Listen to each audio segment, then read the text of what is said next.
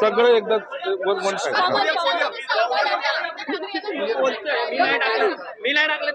एक लक्षात घ्या, सरकारची भूमिका कुणालाही जाणून बुजून आरोपी करण्याची नव्हती ना नाहीये. सरकारने त्यांच्याकडे जेव्हा या चौकशीचे फेरे चौकशी कुणी सुरू केली, SITने त्यांनी सुरू केली. त्यांनी त्याच्या अहवालामध्ये सांगितलं निर्दोष आहे तर निर्दोष आहे. म्हणून कुणाला जाणून बुजून आरोपी करणं हे सरकारची भूमिका नव्हती ना नाही. म्हणून त्या यंत्रणेने जो काही अहवाल दिलेला आहे तो सरकारकडे आलेला आहे. सरकार त्याच्यावर योग्य तो निर्णय सुद्धा घेईल.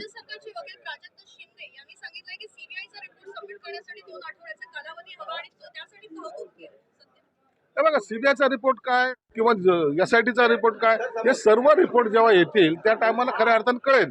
म्हणून परंतु एक तुम्ही सर्वजण असं या भूमिकेत जे आहात की सरकार कुणाला तरी अटक करायच्या भानगडीत आहे, असं जर असतं तर सर्वजण जेलमध्ये दिसले असते. जे कायदेशीर लढाई जो काही लढतो, आम्ही पहिल्यापासून सांगत असतो की कायदेशीर लढाई असते, ही आपण लढली पाहिजे. त्यात तुम्ही निर्दोष असेल तर तुम्हाला घाबरण्याचं काहीही कारण नाही. भाजपच्या नेत्यांनी आता माफी मागितली पाहिजे अशी मागणी होती ठाकरे गटाकडून. त्यांनी काय केलं पाहिजे ही त्यांची मागणी आहे, पण त्याबद्दल मी बोलणार नाही. आयुष्यातून उठवण्याकरता हे सगळे आरोप करण्यात नाही, असं कुणाला आरोप करून कुणाला राजकीय आयुष्यातून उठवता येत नाही.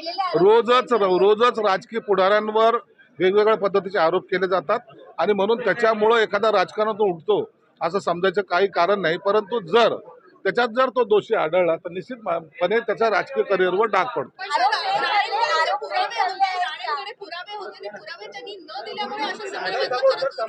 त्याच्याबद्दलची मला माहिती नाही, त्यांच्याकडे काय पुरावे आहेत याच्याबद्दलची मला माहिती नाही. सातत्याने नारायण राणे आणि नितेश राणे हे म्हणत होते की आमच्याकडे खूप सारे पुरावे आहेत, व्हिडिओ पुरावे आहेत, सगळे पुरावे आहेत. ज्यांनी बोललंय त्यांना विचारा, त्याबद्दलचे पुरावे त्यांनी सादर केले पाहिजेत. आमची ती जबाबदारी नाही.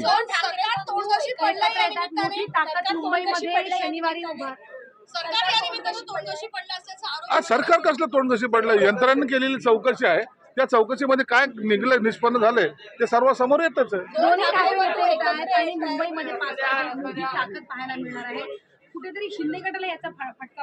नाही, असं काही होत नाही. त्याने तो दोघं एकत्र द्यावं, त्यांचा आमच्या शुभेच्छा आहेत.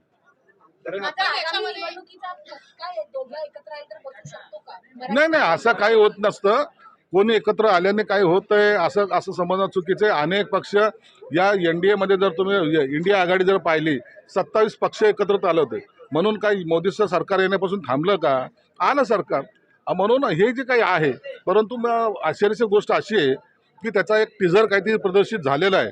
एका वाघाला कोणतरी घेरलंय, दुसरा वाघ काहीतरी त्याला सपोर्टला जातोय. मला हे आश्चर्य वाटतं की हा कमजोर वाघ कोण आहे, याचं आता संशोधन आम्ही करतोय. परंतु मराठीच्या मुद्द्यापेक्षा राजकीय मुद्द्यावरती एकत्र आलेत का दोन भाई?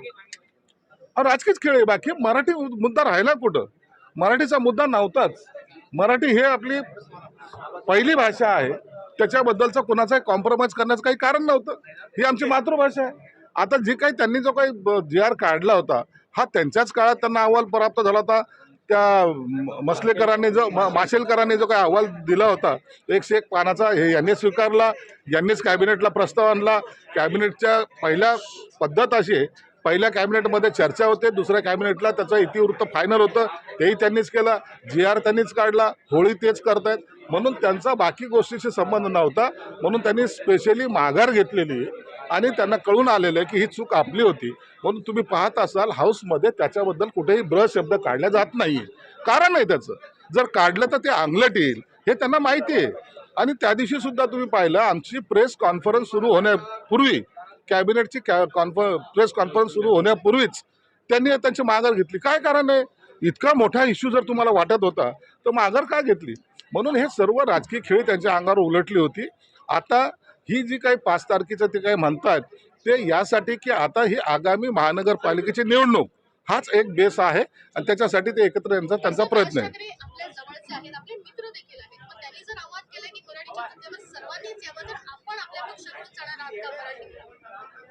त्यांनी सर्वांनी एकत्र येणं म्हणजे कोणी, राजकारण बाजूला सोडून आम्ही मराठी मुद्द्यावर एकत्रित आहोत. मराठी मुद्द्यासाठी कोणतेही त्याच्या विरोधात जायचा प्रयत्न केला तर ताकदीनिशी आम्ही त्यांच्या विरोधात जाऊ, हे तुम्हाला स्पष्टपणे सांगतो. म्हणून मराठी हा आमचा श्वास आहे. शिवसेना प्रमुखाची भूमिका आहे. मराठी माणसाच्या न्याय हक्कासाठी काढलेली संघटना ती शिवसेना. आणि त्याच्यासाठी कुठेही कॉम्प्रोमाइज केले जाणार नाही. मुंबईमध्ये बॅनर लागले, शोलेचा डायलॉग वापरला. मनाने सर्व ताकदीनिशी आम्ही मराठी माणसाच्या सोबत आहोत. सर नवी मुंबईमध्ये बॅनर शोले चित्रपटाचा डायलॉग वापरून कुठेतरी सरकारला टोला लगावलाय. उधर कितने आदमी थे, 2 इधर 3 फिर भी वापस आ गए. अशाचे डायलॉग बाजी केली. कुणी केली? शिवसेना, उद्धव ठाकरे पक्षातून. उद्धव ठाकरे आता 2 आणि 3 वर नका येऊ. आता पक्षात निवडणुका यायला लागलात. असा मोठा जल्लोष करा. पुन्हा लोकांना सांगा मराठी माणसाची मुंबई हे महाराष्ट्रापासून तोडणार आहे. जुने वाक्य पुन्हा फेका, पुन्हा टोमणे मारा आणि तुमचं दुकान जे काही बंद पडलंय त्याला चालू करण्याचा प्रयत्न करा. Thank you sir. हे लोकशाही